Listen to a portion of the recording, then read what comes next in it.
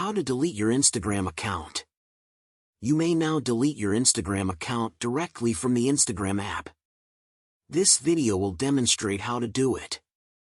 Instagram launched a feature allowing users to deactivate their accounts in June 2022 to meet Apple's revised App Store policies. You should be aware that you may always temporarily deactivate your Instagram account as an alternative to deleting it. Here are the steps to deleting or deactivating your Instagram account on your iPhone. 1. Launch the Instagram app. 2. Tap the profile icon in the bottom right corner. 3. Tap the three lines in the top right corner. 4. Tap Settings. 5. Tap Account. 6. Tap Delete Account near the bottom of the menu. 7. Confirm by tapping Delete Account or Deactivate Account.